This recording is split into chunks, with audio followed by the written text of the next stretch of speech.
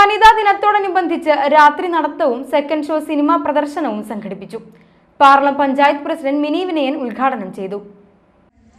March 8 വനിതാ ദിനത്തോടനുബന്ധിച്ചിട്ടുള്ള ഇന്ന് തലേദിവസം 7-ാം തീയതി ഇന്നാണ് നമ്മൾ രാത്രി നടത്തും. അതുപോലെ തന്നെയുള്ള പ്രോഗ്രാം ഇന്നാണ് നമ്മൾ അറേഞ്ച് ചെയ്തേക്കുന്നത്. മുൻകാലങ്ങളിൽ എനിക്ക് തോന്നുന്നു ഇതിനേക്കാൾ കൂടുതൽ ആളുകൾ നമ്മൾ ഈ വനിതാ ദിനത്തോടനുബന്ധിച്ച് നടത്തുന്ന പരിപാടികളിൽ പങ്കെടുത്തിട്ടുണ്ടായിരുന്നു.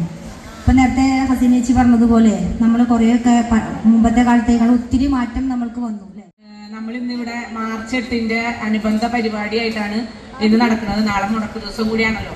അപ്പോൾ സ്ത്രീ ശാക്തീകരണം ലക്ഷ്യം വെച്ചുകൊണ്ടാണ് ഓരോ നമ്മുടെ വനിതാ ദിനങ്ങളും നമ്മൾ ആചരിക്കുന്നത്.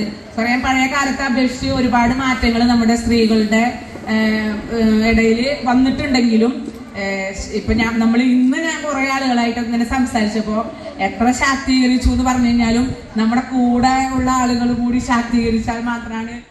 ചേർപ്പ് ബ്ലോക്ക് പഞ്ചായത്തിന്റെയും ICDSന്റെയും നേതൃത്വത്തിലായിരുന്നു പരിപാടി സംഘടിപ്പിച്ചത്.